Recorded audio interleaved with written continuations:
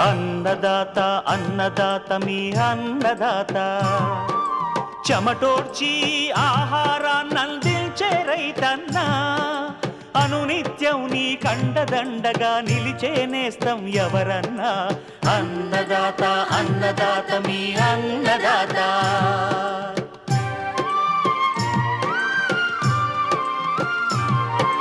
నూతన రీతుల సాగుబడికి నూరింతలు పెరిగే దిగుబడికి సూచనలిచ్చే సస్య రక్షణకు పశు పోషణకి శాస్త్ర విజ్ఞానం అందించి ముందుకు నడిపే తెలుగు రైతు భారతదేశానికి మకుటం అయ్యేలా తీర్చిదిద్దే ఆశయంతో మిమ్ము మేలు కొలిపేది అన్నదాత అన్నదాత అన్నదాత మీ అన్నదాత అన్నదాత అన్నదాత మీ అన్నదాత. అన్నదాత ప్రేక్షకులకు నమస్కారం. ఈనాటి ముఖ్యాంశాలు: పలు పంటలను నష్టపరుస్తున్న పిండి నల్లి సమగ్ర నివారణ, వెన్నామి రొయ్యల చెరువుల్లో నీటి యాజమాన్యం, కుసుమ సాగుతో పాటు నూనె తయారీ సేవా స్ఫూర్తి ఫౌండేషన్ సహకారంతో జోగులాంబ గద్వాల జిల్లా రైతు ముందడుగు.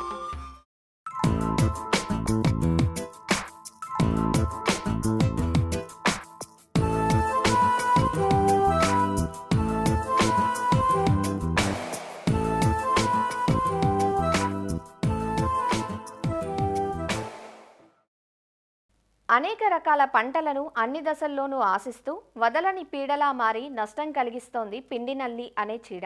మామిడి, జామ, బొప్పాయి, నిమ్మ, ద్రాక్ష, సీతాఫలం, సపోటా, బత్తాయి వంటి పండ్ల తోటలను పత్తి, గోగు, చెరకు, వరి మొదలైన పంటల్లో, కొబ్బరి, కోకో, జీడి మామిడి వంటి తోట పంటల్లోనూ, వంగ, బెండ మొదలగు కూరగాయల్లో, మందారం, లిల్లీ, కనకాంబరం వంటి పూల మొక్కలను ఆశించి అధికంగా నష్టాన్ని కలుగజేస్తోంది. పంటను ఆశించిందంటే ఒక పట్టాన వదలదు, ఏ మందులకు లొంగదు. మార్చి నుండి మే మాసాల్లో దీని ఉధృతి ఎక్కువగా ఉంటుంది. అన్ని మొక్కలకు బద్ధశత్రువుగా మారిన ఈ పిండి నల్లి నివారణకు చేపట్టాల్సిన సమగ్ర యాజమాన్యం గురించి సూచిస్తున్నారు ఆచార్య ఎన్జీ రంగా వ్యవసాయ విశ్వవిద్యాలయం, శ్రీకాకుళం జిల్లా నైరా వ్యవసాయ కళాశాల విస్తరణ విభాగం అధ్యాపకులు డాక్టర్ డి చిన్నమనాయుడు. ఈ రబీ పంటల్లో కానీ వేసవి పంటలు ఈ ఉష్ణోగ్రతలు ఎక్కువ ఉన్న సమయంలో ఏంటంటే రసం పీల్చే పురుగుల తాలూకు ఉధృతి అనేది పెరుగుతూ ఉంటుంది. ఎందుకంటే ఇది అనుకూలమైనటువంటి వాతావరణం. ఈ రసం పీల్చే పురుగుల్లో కూడా కొంచెం ప్రమాదకరమైనటువంటిది, ఎక్కువ పంటకి నష్టాన్ని కలిగజేసేటువంటి రసం పీల్చే పురుగు ఏంటంటే పిండి నల్లి అంటాం. దాన్నే మనం మీలీ బగ్ అని చెప్పేసి పిలుస్తుంటాం. ఈ పిండి నల్లి ఏంటంటే ఇది రసం పీల్చే పురుగు జాతికి చెందినటువంటి పురుగు. ఇది శాఖీయ దశలో కనుక ఈ పిండి నల్లి కనుక పంటల్లో కానీ, ఉద్యానవన పంటల్లో కానీ, లేదా పూల తోటలైనటువంటి రోజెస్ కానీ, మందార కానీ వీటిలో కూడా మనకి ఎక్కువ గమనిస్తాం. అదేవిధంగా ఈ మామిడి, జామ, సపోటా, సీతాఫలం వీటిల్లో ఏంటంటే ఈ పిండి నల్లి మీరు చూస్తే కనుక ఎక్కడైతే ఈ కాయ మొదలవుతున్న తొడిమి ఉంటుందో ఆ తొడిమి భాగంలోనూ, అదే కాయ పై భాగంలో కూడా ఎక్కువగా ఇవి ఆశించడం జరుగుతుంటుంది. దీనివల్ల ఒకటి ఈ పిండి నల్లి రసం పీల్చేస్తుంది కాబట్టి అక్కడ ఉన్నటువంటి మొక్కలు గిడసబారిపోవడం కానీ, సరిగా ఎదుగుదల లేకపోవడం కానీ, అది పూత దశలో ఉంటే పూత సరిగా రాకపోవడం, కాయ దశలో కనుక పిండి నల్లి ఆశిస్తే కాయ పరిమాణం సరిగా పెరగకపోవడం ఇవి జరుగుతుంటాయి. అదేవిధంగా ఎక్కడైతే పంటల్లో మీరు కనుక చూస్తే ఎక్కడైతే పిండి నల్లి ఆశిస్తుంటుందో ఈ పండి నల్లి ఏంటంటే రసం పీల్చే క్రమంలోనే వాటి నుంచి ఒక జిగురు స్రావాలను కూడా ఉత్పత్తి చేస్తుంది. దీనివల్ల ఏంటంటే అది కొంచెం తీపిదనం కూడా కలిగి ఉండేటువంటి జిగురు స్రావాలని ఇస్తుండడం వల్ల అక్కడ మీరు చూస్తే ఆ పంటల్లో నల్ల చీమలు తిరుగుతూ ఉంటాయి ఎక్కువ. అలాగే ఎక్కడైనా కాండాల మీద కానీ కాయల మీద నల్ల చీమలు తిరుగుతున్నాయంటే అక్కడ పిండి నల్లి ఉధృతి ఉందని చెప్పేసి కూడా మనం గమనించుకోవాల్సినటువంటి అవసరం ఉంటుంది. కాబట్టి పిండి నల్లి మనం చూస్తే 20% నుంచి 50% వరకు కూడా మనకి ఉద్యానవన పంటల్లో ఎక్కువగా దీనివల్ల నష్టం కలుగుతుంది. కాబట్టి వేసవి నెలల్లోనే ఎక్కువగా ఉంటుంది. కాబట్టి రైతులు మరి ఈ పిండి నల్లి నివారణ కోసం సరైనటువంటి జాగ్రత్తలు తీసుకోవాలి.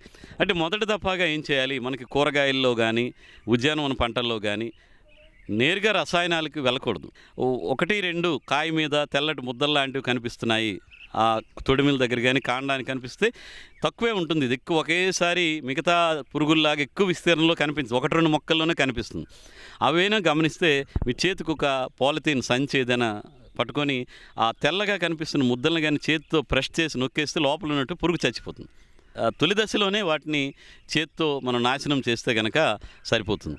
అది లేదు కొంచెం ఎక్కువ తోట ఉంది, ఆ తొలి దశలో మనం ఈ పిండి నెల్ని గమనిస్తే వేప కషాయం కనుక దొరికితే 50 మిల్లీలీటర్లు 1 లీటర్ నీటికి కొట్టి పిచికారీ చేసుకోవడం, లేదంటే వేప నూనె అయితే కనుక 5 మిల్లీలీటర్లు 1 లీటర్ నీటికి కలిపి వారానికి ఒక దఫా కనుక మనం పిచికారీ చేస్తే చాలా వరకు ఈ పిండి నల్లి అనేది ఉధృతి అనేది చాలా వరకు తగ్గిపోతుంది. అంతకన్నా కాకుండా ఇంకా ఉధృతి ఎక్కువగా ఉంది అనుకుంటే ఏ కొమ్మకైతే ఆశించిందో ఆ కొమ్మ విరిచేసి దాన్ని నాశనం చేయాలి.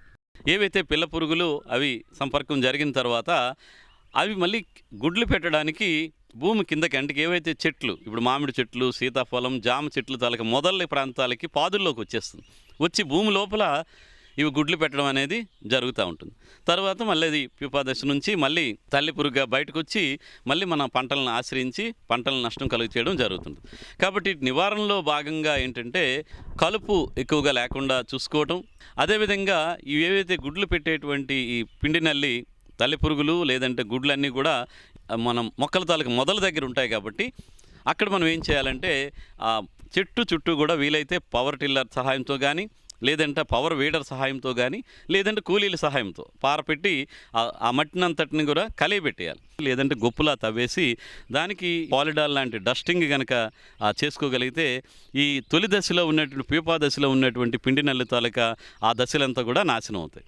అదేవిధంగా ఏవైతే ఈ పిండి నల్లి గుడ్లు పెట్టడానికి కిందకు వస్తాయి, తర్వాత దాని నుంచి బయటికి పడినటువంటి పిల్ల పురుగులు తల్లి పురుగులన్నీ కూడా మళ్ళీ చెట్లు పైకి పాకుతూ ఎక్కడైతే వాటికి అవకాశం ఉంటుందో ఆ ప్రాంతాలకు ఆశ్రయించి పంటకు నష్టం కలుగజేస్తుంది. కాబట్టి మనం ఏం చేయాలంటే ఇటు నివారణలో భాగంగా ఏంటంటే చెట్టు మొదల చుట్టూ కూడా అడుగు వెడల్పు పాలిథిన్ షీట్ ఒకటి కనుక మనం చుట్టేసి దాని మీద కనుక గ్రీజ్ పూసామంటే ఏవైతే ఈ భూమి కింద పొరల నుంచి బయటకు వస్తున్న పిల్ల పురుగులు చెట్టు పైకి ఎగబాకకుండా మనం కొంతవరకు నివారించుకోవడానికి అవకాశం ఉంటుంది. ఇంకా ఉధృతి ఎక్కువగా అవుతుంది, మనకి మొక్క మీద ఎక్కువగా కనిపించి మొక్క వడలిపోవడం కానీ ఎరుగుదల తగ్గిపోతుంది అనుకుంటే అప్పుడు రసాయనాలకు వెళ్ళాలి. ఇందులో భాగంగా ఏంటంటే మనకి ఈ ప్రొఫినోఫాస్ అనేటువంటి మందు 2 మిల్లీలీటర్లు 1 లీటర్ నీటికి చెప్పిన కలిపి కనుక ఏ ప్రాంతంలో అయితే పిండి నల్లి ఉధృతి ఎక్కువ ఉందో అంతవరకు కొడితే సరిపోతుంది. అదేవిధంగా ఇటీవల కాలంలో ఏంటంటే జీవ నియంత్రణ పద్ధతులు కూడా ఈ మధ్య కాలంలో కొంచెం ప్రాచుర్యంలో ఉన్నాయి. ఈ పురుగును తినేటువంటి ఇంకొక పురుగుని దాంట్లోకి వదలటం. మన పొలంలో కనుక అక్షింతల పురుగు ఉందంటే అవి చాలా వరకు కూడా దీనికి ఈ పిండి నల్లి తాలూకా పిల్ల పురుగుల్ని బాగా తింటాయి. అయితే ఎక్కువ అక్షింతల పురుగులు ఉన్నాయో లేవో చూసుకోవాలి. లేదు మీకు ఎక్కడి నుంచైనా లభిస్తే అలాంటి అక్షింతల పురుగులు మన పొలాల్లో కనుక విడుదల చేసినా కానీ మనకి ఈ పిండి నల్లి అనేది చాలా వరకు ఉధృతి తగ్గిపోతుంది. పపాయ లాంటివి ఉన్నాయనుకోండి, పపాయాలో కూడా ఈ పిండి నల్లి కాయని పట్టేస్తుంది. దానికి ఏంటంటే ఎసిరోఫేగస్ పపాయి అని చెప్పేసి ఒక జాతికి చెందినటువంటి పారాసైటైడ్స్ ఇవి ఒక 100 వరకు మనం ఒక ఎకరాకి కనుక రిలీజ్ చేస్తే అవి వెళ్ళి ఎక్కడైతే ఈ పిండి నల్లి ఉధృతుంటుందో అక్కడ చేరి ఆ పిండి నల్లిని నాశనం చేయడం అనేది జరుగుతుంది. ఇప్పుడిప్పుడే ఆ టెక్నాలజీ ఆ పరాన్న జీవులు అభివృద్ధి చేసేటువంటి కేంద్రాలు మనకు అంబాజీపేటలో కానీ కొన్ని పరిశోధనా స్థానం ఉద్యానవన పరిశోధనా స్థానాల్లో కొంతవరకు ప్రయత్నం చేస్తున్నారు. అవి లభిస్తే అవి చేయటం, లేకపోతే మనం ఇప్పుడు చెప్పుకున్న పద్ధతుల్లో మీకు ఏది వీలైతే అది చేసుకుంటే పిండి నల్లిని కూడా మనం సమర్థవంతంగా నివారించుకొని దిగుబడులు తగ్గకుండా చూసుకోవచ్చు.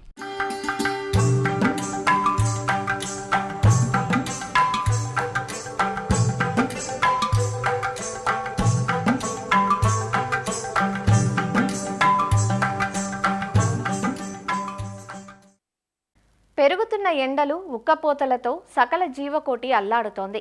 వేసవి వచ్చిందంటే అందరికీ ఇక్కట్లే. రొయ్యల చెరువుల్లోనైతే పెరిగే ఎండల వల్ల నీటి ఉష్ణోగ్రతలు పెరిగి నీటి గుణగణాల్లో మార్పులు కనిపిస్తాయి. దీనివల్ల రొయ్యల మనుగడకు అంతరాయం ఏర్పడి మరణాల శాతం పెరిగే అవకాశం ఉంది. కాబట్టి చెరువుల్లో 5 అడుగులకు తగ్గకుండా నీటిని ఉంచటం, నీటిలో ఆక్సిజన్ పరిమాణాన్ని పరిరక్షించుకోవటం వంటి చర్యలు చేపట్టాలి. ఆక్సిజన్ లోపిస్తే చాలా వరకు రొయ్యలు మృత్యువాత పడే ప్రమాదం ఉంటుంది. ప్రస్తుత వేసవిలో రొయ్యల చెరువుల్లో పాటించాల్సిన యాజమాన్య పద్ధతులను తెలియజేస్తున్నారు ఆచార్య ఎన్జీ రంగా వ్యవసాయ విశ్వవిద్యాలయం ఉండి కృషి విజ్ఞాన కేంద్రం మత్స్య శాస్త్రవేత్త డాక్టర్ ఏ శ్రీనివాసరావు. మనకేంటంటే ఇప్పుడు అంతా కూడా మనం రొయ్యల పెంపకం ఎక్కువ చేస్తున్నాం. ఆ రొయ్యల పెంపకంలో కూడా మనం వెన్నామి రొయ్యనే మనం ఎక్కువగా పెంచుతున్నాం.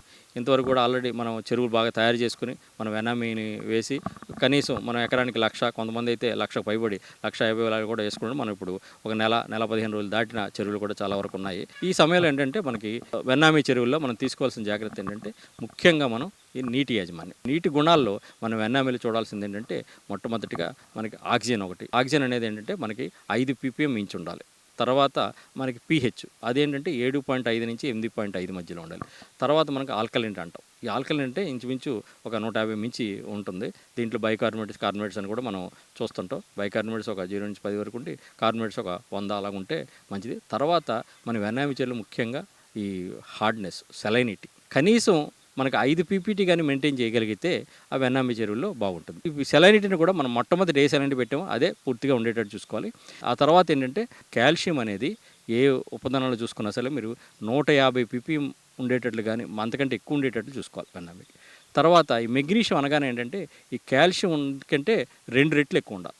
అంటే కనీసం 300 ppm ఉండేటట్లు చూసుకోవాలి. ఈ పొటాష్ అనేది ఏంటంటే ఇంచుమించు కాల్షియం ఎంత ఉంటే పొటాషియం ఎంత ఉండాలి, కనీసం 100 ppm పైనే ఉండాలి. అందుకేనంటే మనం మీరు చూసే ఉంటారు, ప్రతి 15 రోజులకి మీరు ఒక శాంపిల్ తీసుకెళ్ళి పరీక్ష కేంద్రాలు ఇస్తే ఈ వాటర్ టెస్టింగ్లో ఏం చేస్తారంటే ఈ పారామీటర్లు అన్నీ కూడా అందరూ రాసింటారు. ఇవి కాకుండా అమ్మోనియా, నైట్రేటు, ఓకే, HTC వస్తుంటారు, అవి అసలు ఉండకూడదు. ఓకే, ఇవన్నీ కూడా మనం చూడడం జరుగుతుంది. అదే కాకుండా మనకంటే నీటి లోతు అనేది వేసవికాలం అయినా సరే వెన్నామి చెరువుల్లో మాత్రం మనకు 6 అడుగులు తగ్గకుండా నీరుని పెట్టుకోవడం. ఏమైతే మనకి ఆవిరికి కానీ నీరు వెళ్ళిపోతుంది అనుకుంటే దాన్ని మళ్ళీ భర్తీ చేసుకోవడం చాలా ఉత్తమం. ఆ భర్తీ చేసుకునేటప్పుడు కూడా మనం సెలైనిటీని బాగా పెంచడం కానీ తగ్గించడం కానీ చేయకుండా ఒకే సెలైనిటీ మెయింటైన్ చేయగలిగేటట్టు మనం ఒకటి చూసుకోవడం.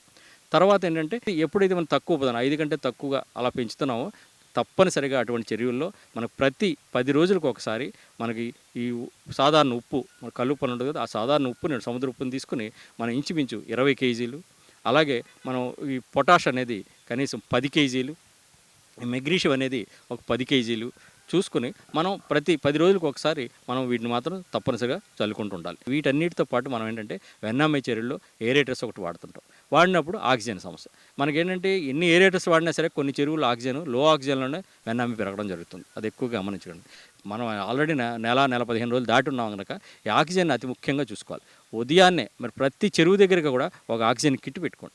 ఉదయాన్నే మనం ఏంటంటే 5 గంటలకి 5:30, 6 మధ్యలో ఒకసారి చెరువులో 4-5 చోట్ల కొద్దిగా లోతులో మనం కానీ తీసుకుని శాంపిల్ తీసుకుని ఆక్సిజన్ ఎంత ఉందని గమనించండి.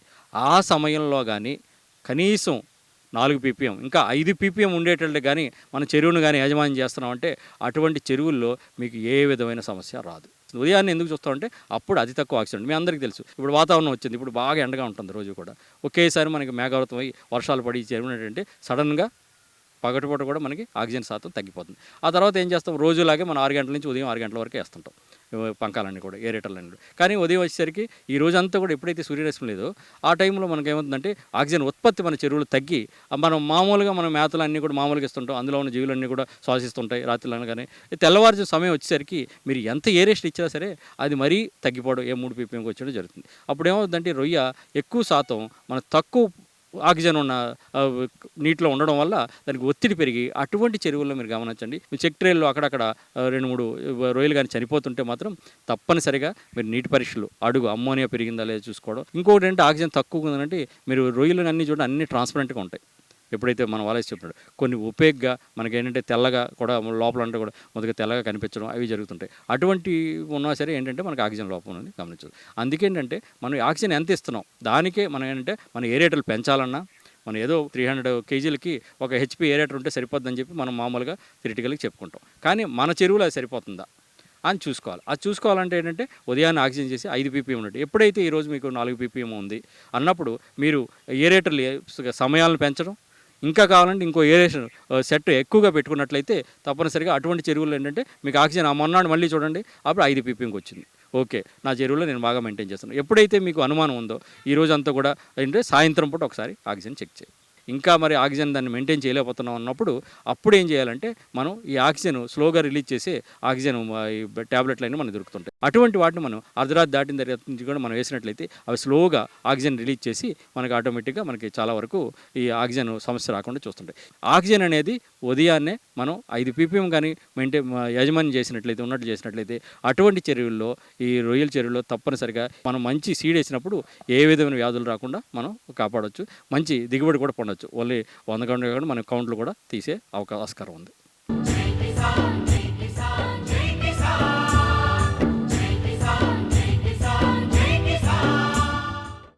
వ్యవసాయ సమాచారం ఇప్పుడు జై కిసాన్లో చూద్దాం.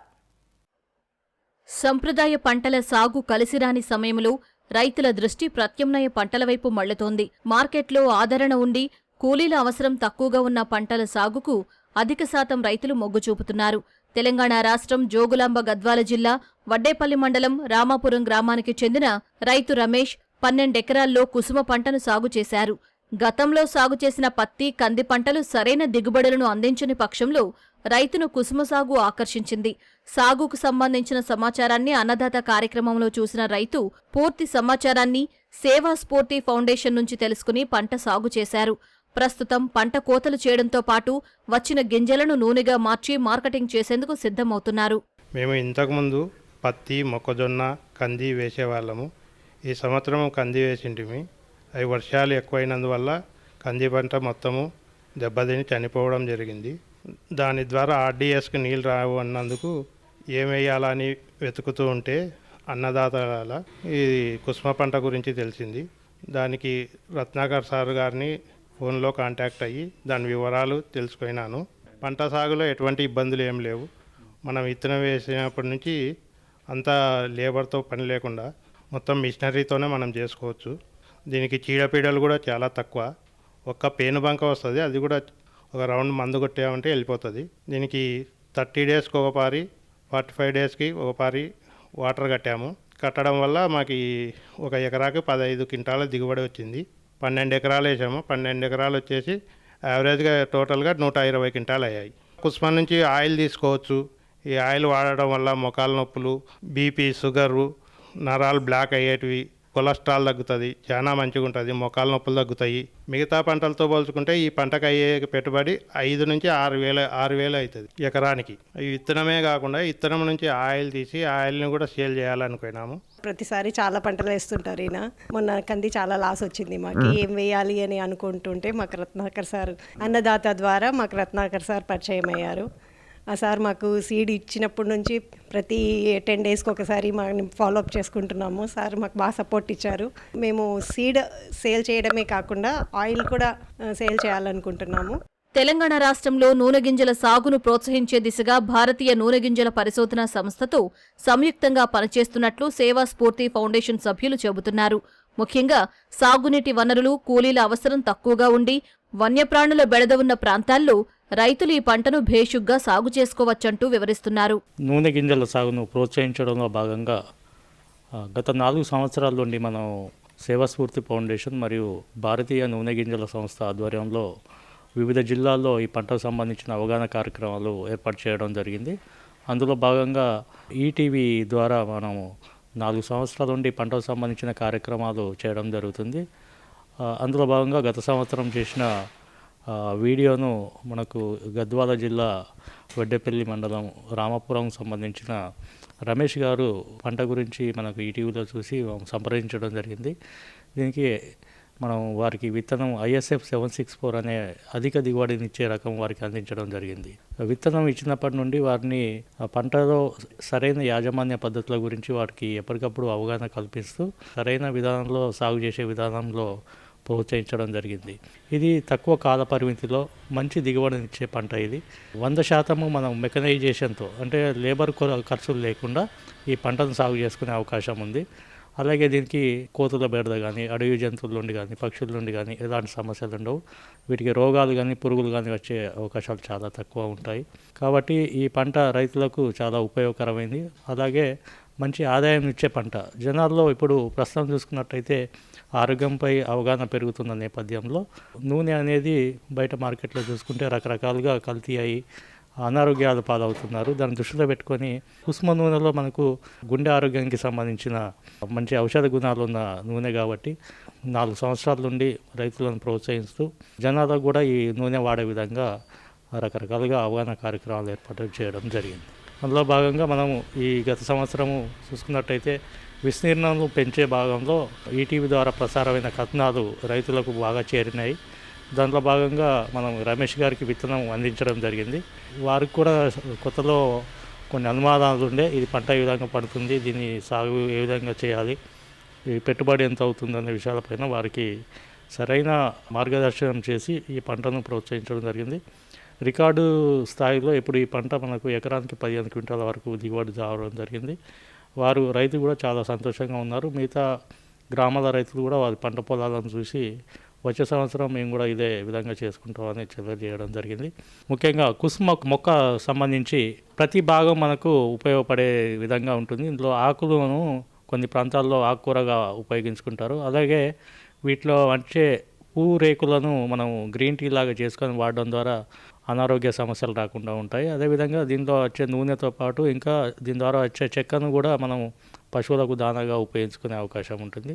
అలాగే హార్వెస్ట్ చేసిన తర్వాత కూడా ఇది భూమిలో కలియదున్నడం ద్వారా భూమి సారవంతం అవ్వడం, ఇలాంటి చాలా ప్రయోజనకరంగా ఈ కుసుమ అనేది రైతులకు అదేవిధంగా ప్రజలకు అందరికీ అన్ని విధాలుగా ఉపయోగపడేగా ఉంటుంది.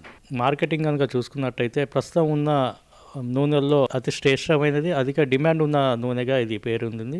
విత్తనాలు కావాలంటే మనకు భారతీయ నూనె గింజల పరిశోధన సంస్థ రాజేంద్ర నగర్ హైదరాబాద్ వారిని సంప్రదించినట్టయితే విత్తనాలు అందుబాటులో ఉన్నాయి. ముఖ్యంగా ISF 764 అనే రకము మనకు మంచి దిగుబడినిచ్చి మన ప్రాంతానికి అనువైన రకము.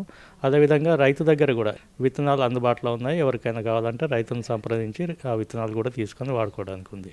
ముఖ్యంగా ఈ పంటలో తెగుళ్ళం కనుక చూసుకున్నట్టయితే మనం విత్తన శుద్ధిని ట్రైకోడర్మా అనే శిలీంధ్రంతో మనం విత్తన శుద్ధి చేయడం ద్వారా మనకేంటంటే భూమి ద్వారా సంక్రమించేటి కానీ అలాగే విత్తనం ద్వారా సంక్రమించే వ్యాధులు రాకుండా ఉంటుంది. తర్వాత మనకు ఈ ముఖ్యంగా ఎండు తెగులు రాకుండా మనం విత్తన శుద్ధి చేసుకున్నట్టయితే ఎలాంటి సమస్య అనేది ఉండదు. పేనుబంక ఒకటే మనకు రసం పీల్చే పురుగు, అదొకటే ఆశించే అవకాశం ఉంటుంది. కాబట్టి అది సకాలంలో గుర్తించి మనము దీన్ని నివారణ చేసుకున్నట్టయితే మంచి ఫలితాలు ఉంటాయి. ముఖ్యంగా ఈ కుసుమ నూనెలో చూసుకున్నట్టయితే మనకు హై లినోలిక్ యాసిడ్ అనేది ఉండటం ద్వారా ఇది మనకు అనారోగ్య సమస్యలు రాకుండా, ముఖ్యంగా చూసుకున్నట్టయితే గుండెకు సంబంధించిన రోగాలు రాకుండా ఉండడానికి ఈ హై లినోలిక్ యాసిడ్ అనేది బాగా ఉపయోగపడుతుంది. ఇది మనకు ఈ నూనెలో ఎక్కువగా ఉండడం వల్ల చాలా ఆరోగ్య ప్రయోజనంగా చెప్పవచ్చు.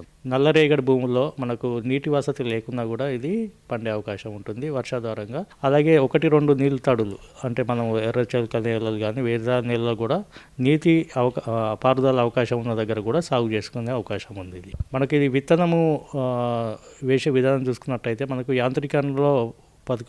యాంత్రీకరణతో సీడర్లో విత్తనం వేసే యంత్రాలతో విత్తనం వేయడము, అలాగే మనకు దీనికి ముళ్ళు ఉంటాయి కాబట్టి స్ప్రే పిచికారీ చేసే సమయంలో ఇప్పుడు ఆధునిక పరిజ్ఞానంతో డ్రోన్లు వచ్చినాయి కాబట్టి డ్రోన్ ద్వారా పిచికారీ చేయడము, అలాగే కంబైన్డ్ హార్వెస్టర్తో మనం అంటే వరి కోత యంత్రాలతోని చిన్న మార్పులు చేసుకోవడం ద్వారా మనము ఈ కోత విషయంలో కూడా యంత్రాలతో చేయడము, నూర్పిడి చేయడము, అలాగే వీటిని ప్రాసెసింగ్ చేయడానికి ఆయిల్ మిల్స్ కూడా అందుబాటులో ఉన్నాయి. కాబట్టి ఇక్కడ మనుషుల ప్రమేయం లేని పంటగా ఇది గుర్తింపు పొందుతుంది.